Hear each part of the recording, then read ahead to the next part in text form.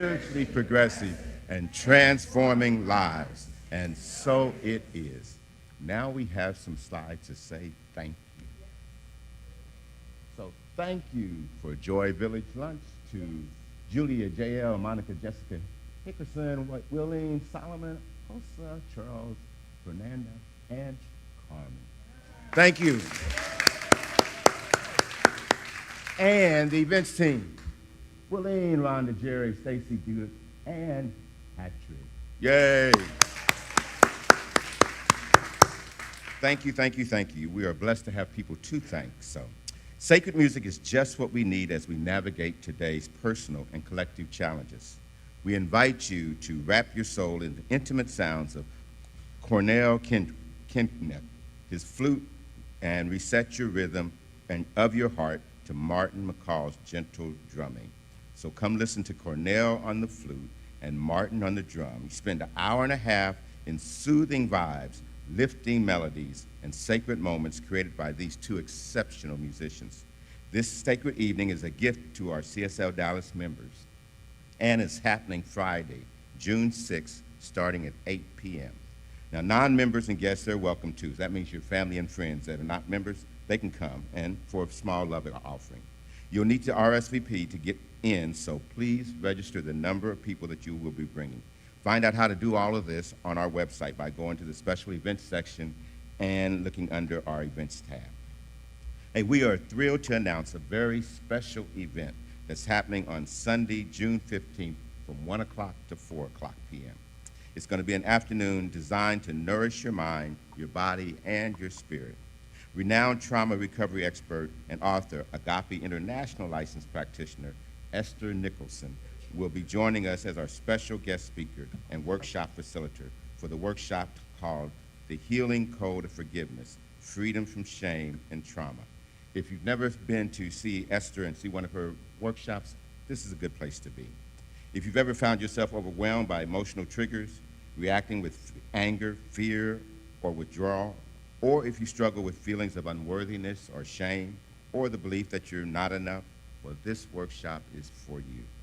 Esther will guide us through a powerful healing experience using her proven soul recovery process to help you release old wounds, reclaim your self-worth, and walk forward in peace and in confidence. Due to the nature of her process, this is an in-person experience only. But that's not all that's happening. Our afternoon together will also include a delicious luncheon generously hosted by the Joy Village. So come ready to be fed in every sense of the word and support a good cause. Now, you can learn more by going to CSLDallas.org and looking at the events tab and clicking on the classes and the workshop section. Now, at this point in time, someone should be coming up behind me. It says, "Call." We just want to thank people so much that we want to overdo it.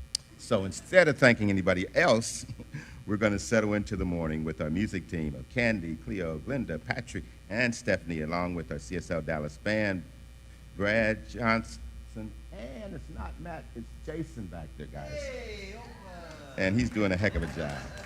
And we're going to go within and center with our spiritual coach, Cindy Young. Enjoy the service.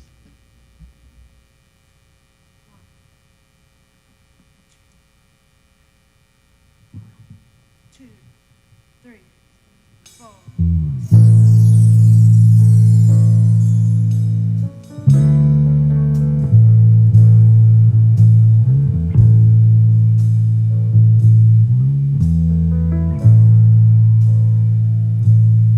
In the quiet place, your hand on your heart, whispers of the universe dance among the stars.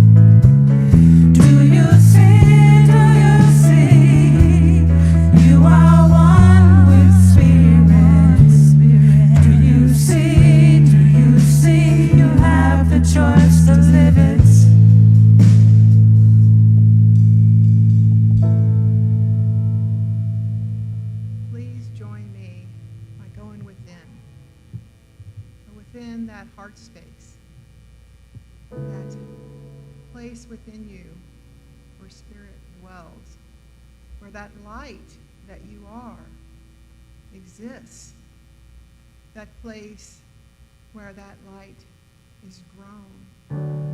As you evolve your consciousness, it grows larger and larger. And it's the place that we connect with each other as a community, heart to heart, light to light. And as we connect that light, it becomes a force for good, so powerful that it can transform anything, including the world. That light that each of us are is always present, and all that is required is to just know that truth within us. And so as we come together today, we connect our light. We stand in the love that we are as a community, and we grow the power of the good we have come here to do. And so I bless this time. I bless this space as we each come together, bringing our light, bringing our love, and doing the good in the world. We acknowledge it by saying, and so it is.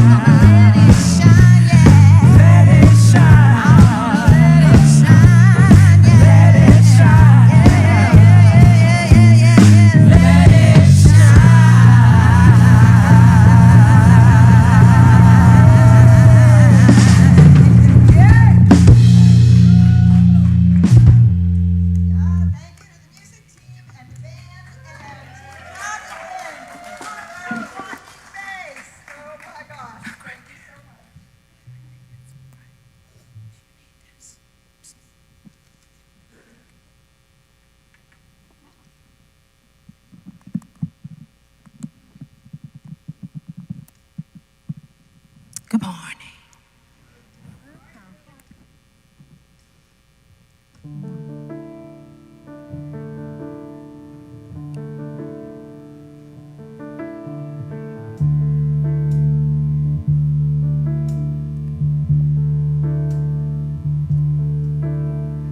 I am light, I am light. I am light, I am light. I am light, I am light. I am light, I am light. I'm not like the things my family did. I am not the voices in my head. I am not the pieces of the brokenness inside. I am light. I am light. I am light, I am light. I am light, I am light. I am light, I am light. I'm not the mistakes that I have made or any of the things that cause me pain. I am not the pieces of the dream I left behind. I am light. I am light. I am light. I am light. I am light. I am light. Yeah. I am light. I am light. I am not the color of my eyes. I am not the skin on the outside. I am not my age. I am not my race. My soul inside is all light. All light is all light. All light. I am light, I am light. I am light, I am light. I am divinity defined. I am the God on the inside.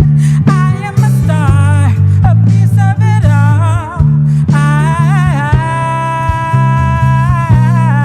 am light. I am light. I am light. I am light. I am light. It's all light. I am light.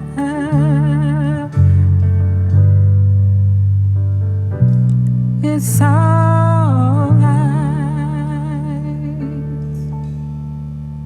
Yeah.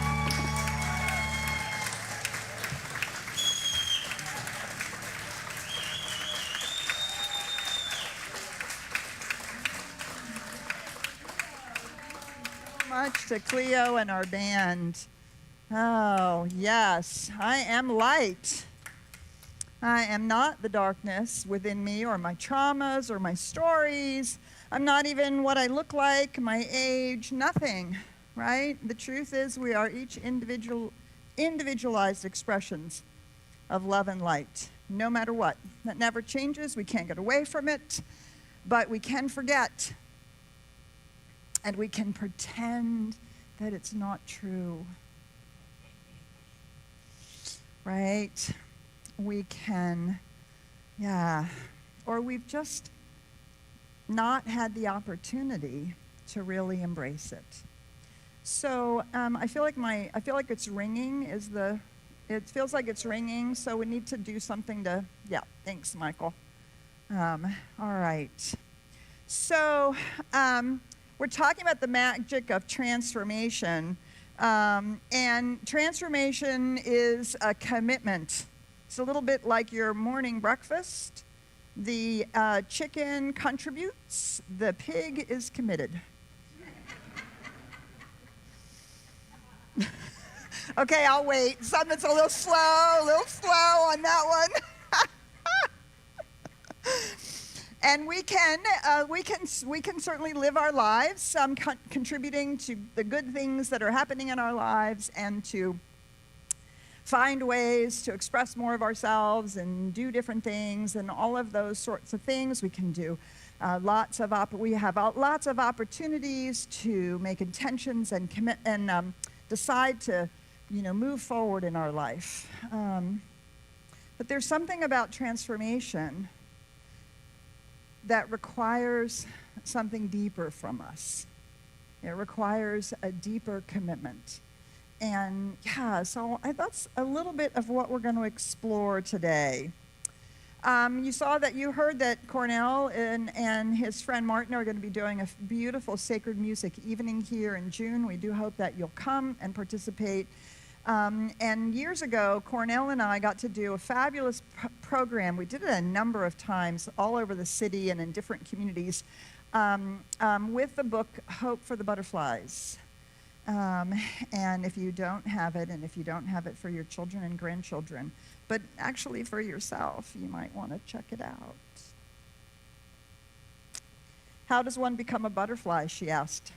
Well, you must want to fly so much that you are willing to give up being a caterpillar. It is a little scary. We don't really know what it looks like to walk around in the world necessarily, just as light. What about our goals and our dreams? How do we figure things out? How do we make things happen? What about all of that stuff? What about what we think about our physicality? Maybe it doesn't work the same way as we think it should, or the way it used to. And yet there is that within us that is calling us.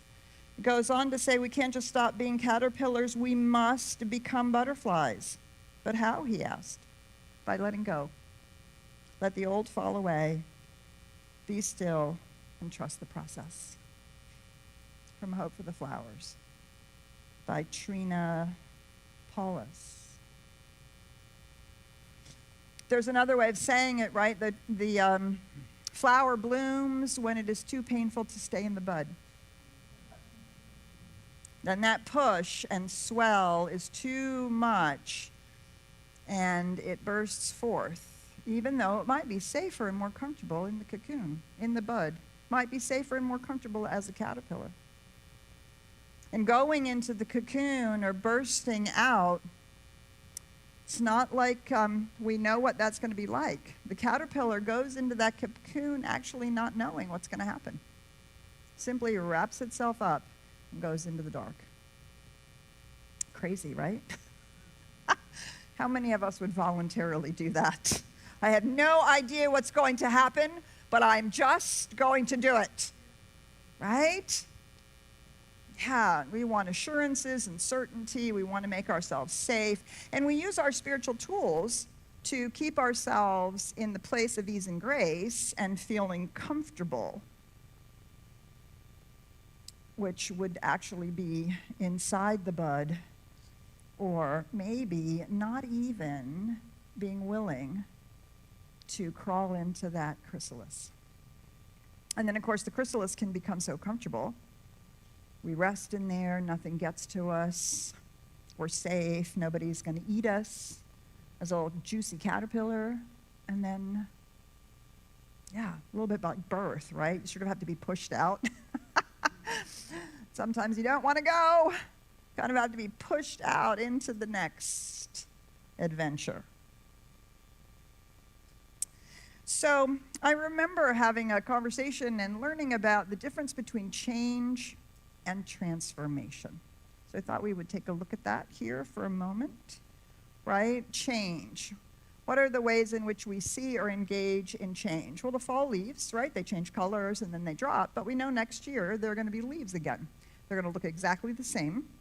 They're going to have the same color again in the fall, and they're going to fall off again, right? So there's this cycle of change, but we actually know how it's going to go. New Year's resolutions, we make them.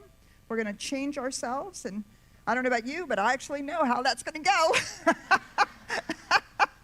And next year, I'm probably going to make the same list over and over and over again. We're even moving into a new home, right? We take all of our stuff with us. We decorate differently. Maybe the house is bigger or smaller, but so we're just changing things, but it isn't really all that different. Marrying our live-in partner, these are getting a promotion, right? Lots of ways in which we experience change, and they're all good. They're all part of the cycle of life. They're all a part of experiencing our life moving.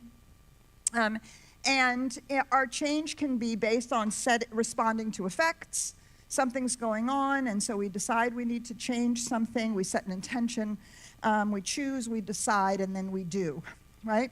And there's a process in all of this, and we engage in it, and we change.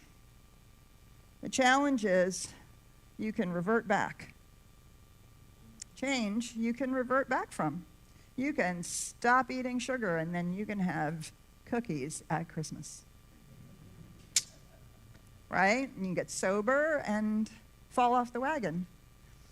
You can move in with a live-in partner and get married, and then all of a sudden discover, wait, it's not any different than the previous partner we moved in with, or the one before that, or the one before that. Get a promotion, change jobs, but you know, it's that old saying, wherever you go, there you are.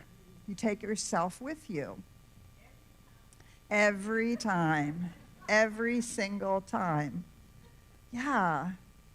And change, it's great. We do a lot. We change our hairstyles. We change the clothes we wear. We change things. And it's lovely. There's not one thing wrong with it.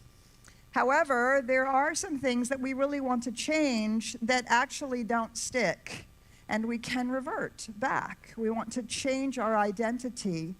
We want to remember that we're not just merely human, but that we're also spirit as us.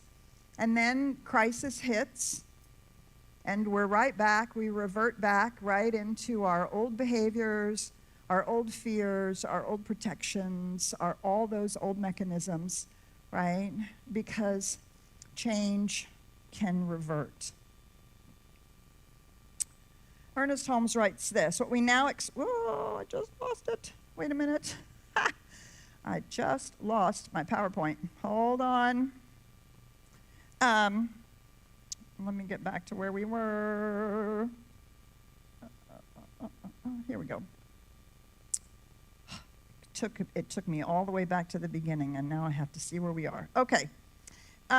So this is Ernest Holmes. What we now experience, we may cease experiencing. Not just change, cease experiencing.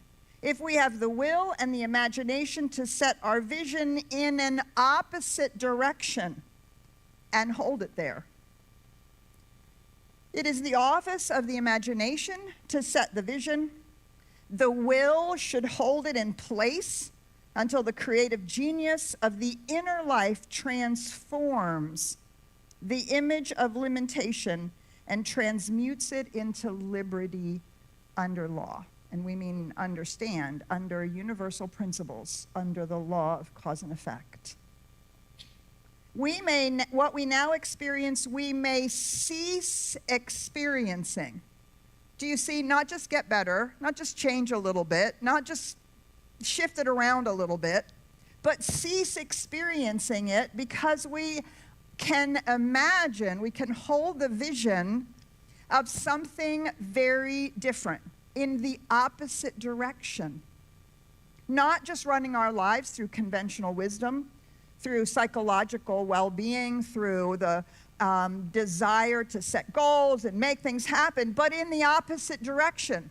Knowing the truth of who we are, that we are in fact light, and that when we speak the word, we are speaking the word as the divine, co-creating, without fear or reservation, with a deep recognition that the universe is behind us. Do you see? That's totally different than changing in the normal way in which we do it.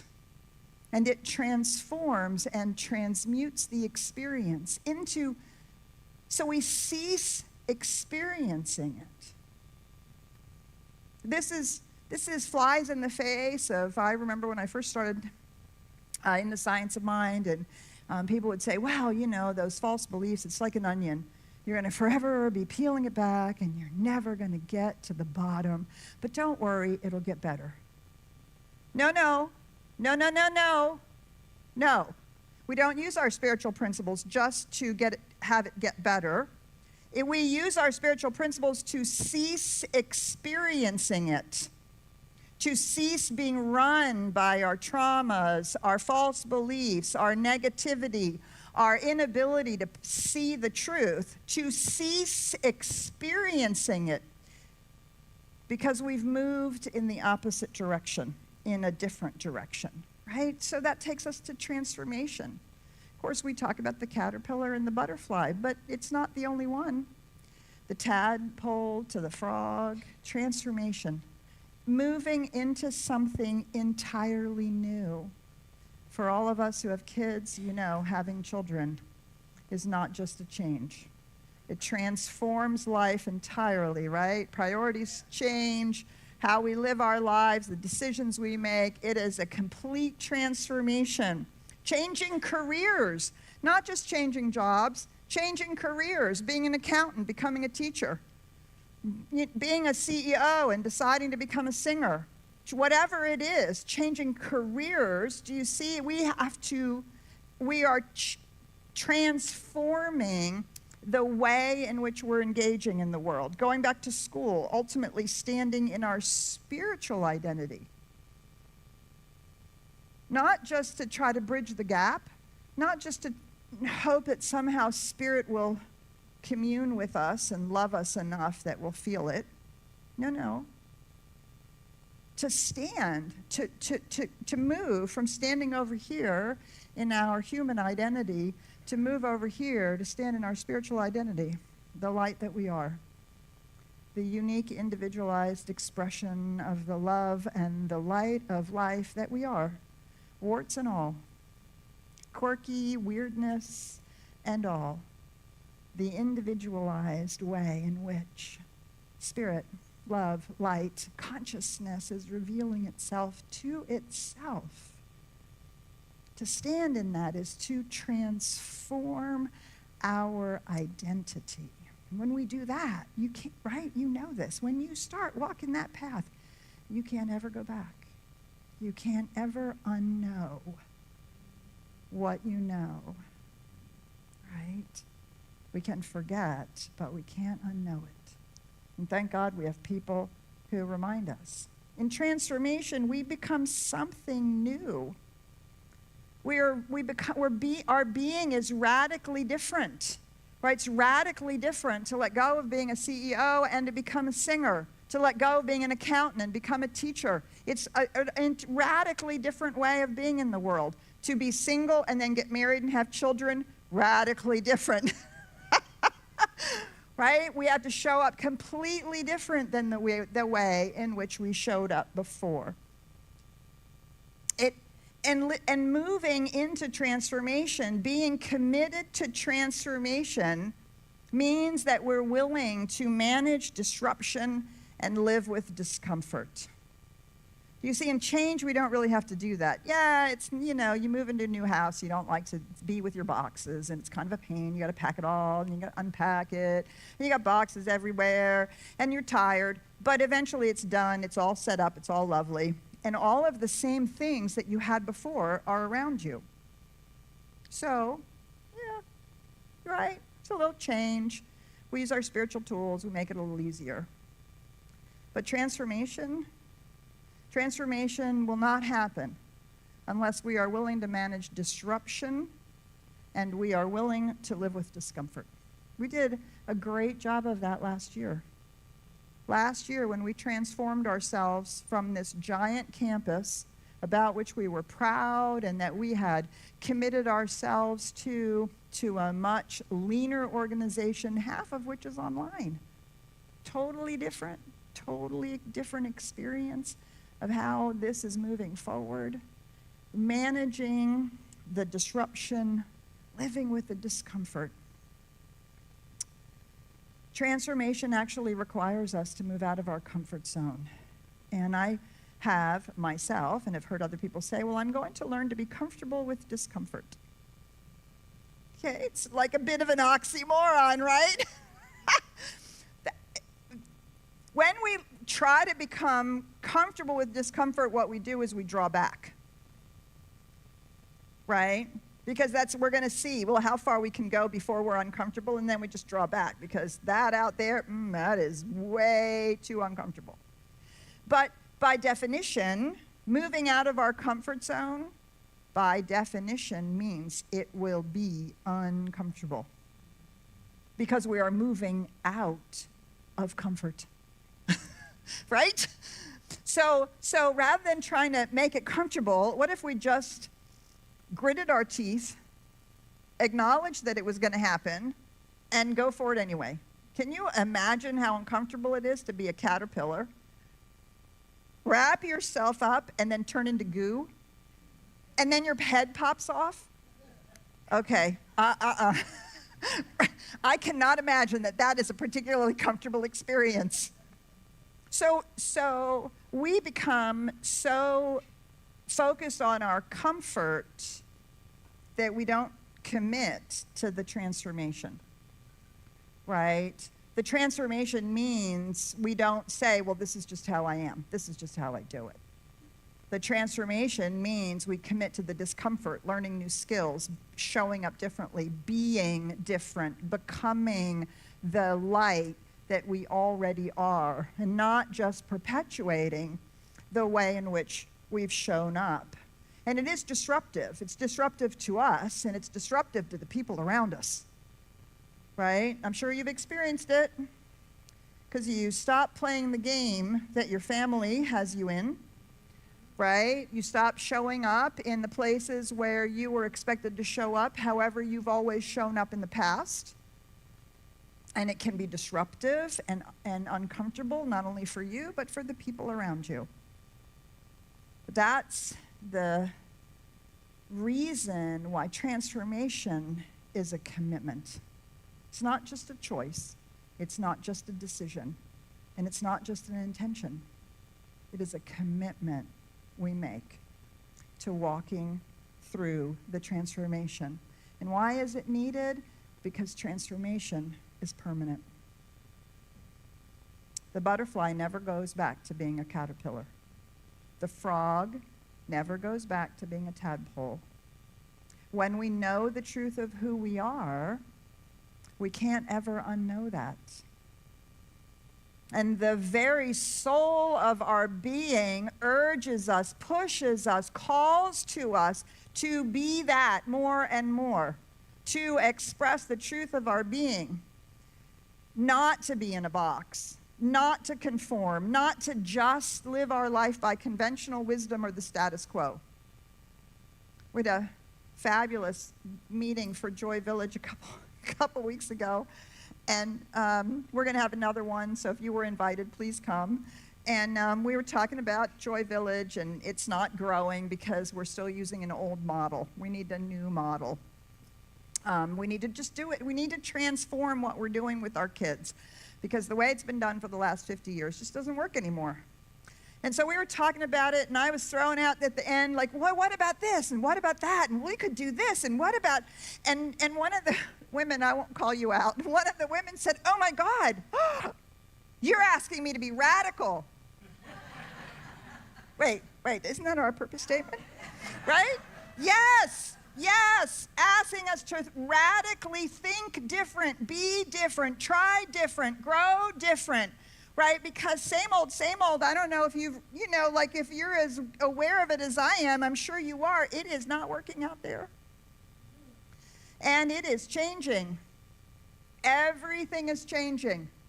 People, we're releasing 10,000 square feet. There are companies that are releasing buildings. Everything is changing. Life has been transformed by the pandemic, the digital world, now AI. It's truly extraordinary. And we can keep trying to go back, trying to make it like it was in the 1950s. Or we can move forward. Because the transformation we've been through, it's permanent. So we either embrace it or we resist it. Another fabulous conversation, can't remember, just in the last day or two, somebody said to me, and doesn't it work? Don't we understand that resistance just makes it worse? Right? Because transformation is disruptive and it is uncomfortable. And it causes us to become different. To be different. It's not just change, which is sort of a little bit of futzing around the edges. Transformation is permanent. Ernest Holmes says this: if we identify ourselves with the source, we may know that our word establishes eternal harmony, transforms everything, rearranges everything to our benefit. It is, I would say, on the one hand, an act of complete surrender of the human to the divine without loss of the human, and it is an act of complete inflowing of the divine into the human without limitation to the divine. I know, you have to breathe that in for a minute, right? This is what we mean by oneness, by wholeness. It is both the inflow of the divine as us, and it is our human surrender to that divine inflow, which is actually the truth of who we are. An act of complete surrender of the human to the divine without loss of the human, right? So this, if we don't add that on, and if we say it's an act of complete surrender of the human to divine, then we say things like, well, this is what I'm supposed to do. Spirit wanted me to do this. Spirit, the universe must not have wanted me to have that. No. Without loss of the human. Your choices, your desire for transformation, your becoming. And it is a complete inflow of the divine into the human without limitation of the divine. The light that we are. The light that we are is no less than the light that is the light of the universe. No limitation. So that when we speak our word, we make this act, our word does in fact establish harmony, transforms everything, and rearranges everything for the benefit not only of us, but what of ever and whoever we are speaking that word for, because we know who we are. Because we have transformed the paradigm that we have about what actually is going on. We've released the worldly wisdom, and we've stood in our spiritual identity. And that doesn't just change everything, that transforms everything. Do you see? Yeah.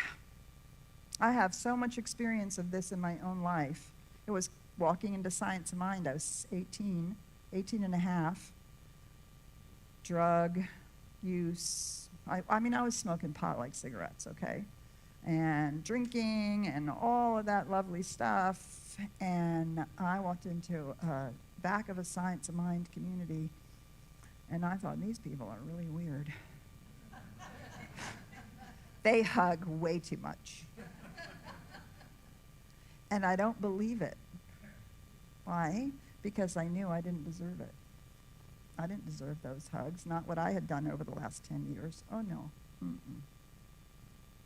I knew my own darkness and the pain I had caused and the mayhem I had been a part of in my own life and how that had affected others. So I knew I wasn't worthy of those hugs.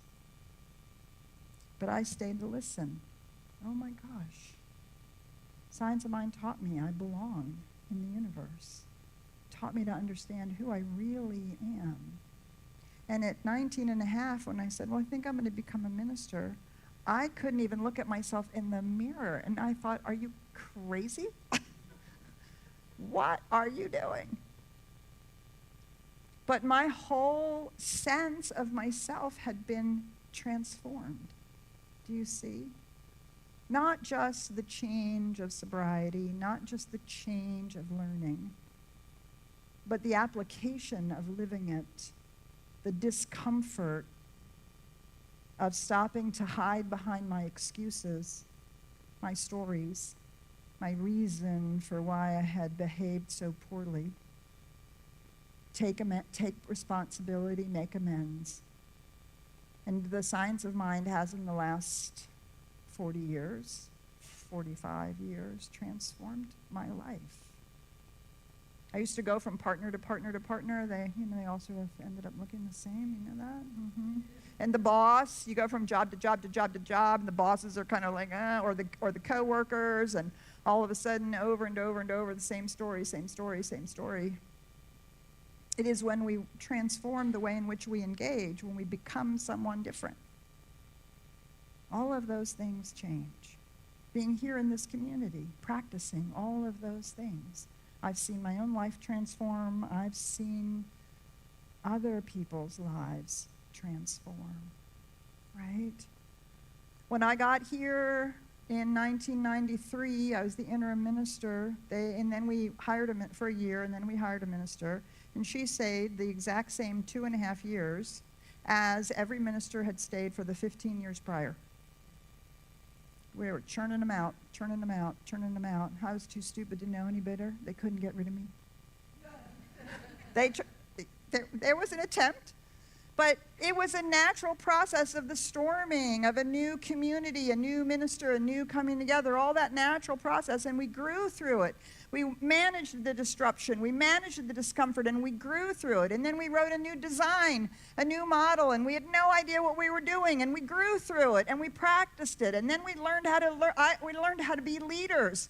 We didn't know how to do that either. And then we grew through it, and we practiced it. And we've transformed this community. Yeah, it's just been remarkable. And I have been transformed. I'm not the person who walked in here in 1993. It's a testament, right? It's a testament to the work that we do together. So in keeping of that testament, I'd like to invite our core council and our practitioners to come forward. If you would please.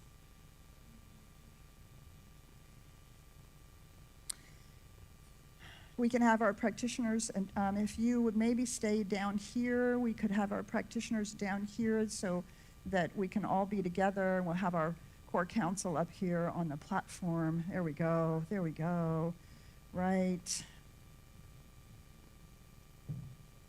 Yeah, you're facing outward. Those people out there, although then that means I have to stand over there, don't I? You might have to look at me for just a minute, because it's all right. Bert, would you like to flip around for just a second? I am not in charge of all of this. There you go, there you go. Okay, so these people that stand in front of you, transformation, right? Transformation. For all of you and the transformation that you have created for people in our community. Supported, empowered, lifted, loved, taught, held hands with. These are people that have been committed to all of our transformation. Our core council. People who have been willing over the years to explore what the heck is a spiritual community in the 21st century. How in the world are we going to survive the pandemic? People who have stood in the fire. And many of you have been in this same position. You've been up here. You've been part of these groups. Our nominating core, our vision core, our leadership, our staff. To stand in the fire of the unknown. We did it last year. Stand in the fire of what are we going to do? We're going to release all this space. How do we do it? Oh my God, we're getting smaller. No. We're transforming. We're transforming. Yeah. So we have the opportunity to transform again. So some of you may already be aware of it or have suspicions of it, that I am announcing my retirement today. I am retiring as of the end of this year. December 31st will be my last day at CSLDallas. Phew. I'm happy, sad, bittersweet, excited. So we're going to talk about this in this meeting. I'm going to share with you my process, where I am. Kia's going to talk about, we've been working on this for 2 years. Actually, the truth is, I've been working on this for 12 years. I've been a minister for 41, and I've served at CSLDallas for 32. And my caterpillar would like to go into a cocoon and see what emerges. I have an executive coach who's been helping me, and she's been helping our leadership be prepared. And now 2 or 3 years ago, she said, Petra, you have to stop being the rock. It's time for you to be the butterfly. And I said, I don't have a clue as to what that means. But my soul leapt in response. So that's what this meeting is this afternoon. We'd like to share with you what we've done. I'd like to tell you a little bit about the process. I'm actually super excited about it. I feel like I'm finishing the leg of my journey, and we want to pass the baton. Somebody's going to grab that baton who is perfect for this moment in time, and they're just going to take it and go on the next leg of the journey. Right? That's what a ministry is for those of us in the ministry. It's, it is. It's minister after minister over the long haul. We've been here 75 years now, or 65 years now here. And that passing of the baton is a powerful opportunity for transformation, for what is being called for next. These people have chosen to stand witness with me that this is a powerful moment of possibility and a recognition that there is disruption and discomfort in the process, which is why I'm doing this unbearably difficult thing of making this announcement in May when I'm not leaving till the 31st of December. But you can count on me to run all the way through to the tape. So please stay. If you are online, we have a QR code that will give you the Zoom link for the meeting. It'll take a team about 30 minutes to shift the live stream into a Zoom meeting. So for those of you online, come around noon. If it's not ready, just hang out. They're doing whatever they need to do to reorganize the equipment so that you can be with us in the meeting online. Here, we're going to have snacks. We're going to take a break, get coffee and tea. We're going to come back in here in 30 minutes. The meeting will not even be an hour because we know everybody has to go have lunch, but we do have snacks. I'm going to talk a little bit about the process of how I've brought us to this point. Kia, as our core council chair, is going to talk about where we are and what we're doing moving forward. And then we're going to have a Q&A and talk so that you can ask questions and talk about things, okay? So, yeah, that's it. Thanks. Thank you for being here today. Thank you. Yeah, thank you. So, thank you. So, Michael's going to come back up. Michael has a couple more announcements, and then we're going to close with a song. We're going to all have a break, and we're going to come back in here, and we'll start the meeting, hopefully in 30 minutes.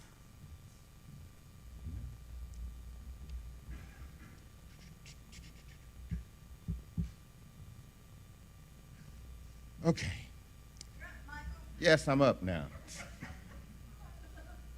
I've seen a lot of people come and go from this place, and this is one that I wasn't waiting for.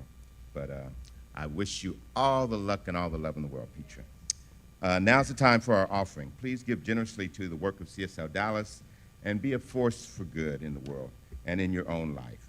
Let's read our affirmation together. Infinite creativity flows through me. I recognize my inner wealth and open my hands to receive. CSLDallas and our community are prosperous in all things as divine spirit flows through us. We are continuously blessed and are blessings to our world. And so it is. Remember, there are many ways that you can give. You can give online by sending a check, or you can put your check or your cash in the basket that's being passed around now. What is consciousness? How does the creative process actually work? How do the laws of consciousness operate? These questions have occupied Eastern mystics for centuries and Western mental scientists for the past 150 years. This course, Consciousness and the Creative Process, is based on the work of an early 1900s author, mental scientist, lawyer, and Hindu scholar, Thomas Trowder. Trowder is a thought-provoking and deep thinker who articulates a process of reasoning that allows us to understand how to evolve ourselves and humanity. Evolving consciousness and evolving ourselves by using the principles discovered in ancient wisdoms will empower our evolution today. Trowder is a powerful stimulation for your left brain and feeds your needs to know. So dive deep into the study of mind, consciousness, and the creative process over 6 weeks with Dr. Petra starting Thursday, June 26th. Learn more by visiting our education tab on CSLDallas.org. So anytime you hear about a class being taught by Petra, y'all better jump. You only got a few more months, so jump on it. Anyway, but every Sunday, not just this Sunday, but every Sunday, our spiritual coaches are available for your spiritual support. Visit them in our Peace Room located in the Brown's Lounge after our celebration. For those who are online and want spiritual support, please go to our website and visit our spiritual coaches directory under the About Us tab. Now, while you're heading out to grab your snack and be in community, make sure to stop by our artist gallery where Scott Bako is showcasing his artwork. Make sure to stop by, meet Scott, and grab the perfect piece for your home or your office. Then be sure to join us back in the sanctuary and online in 30 minutes for our community meeting. As always, it's been lovely being in community with you. Now, please join me in standing as we sing our celebration to a close with our fantastic music team.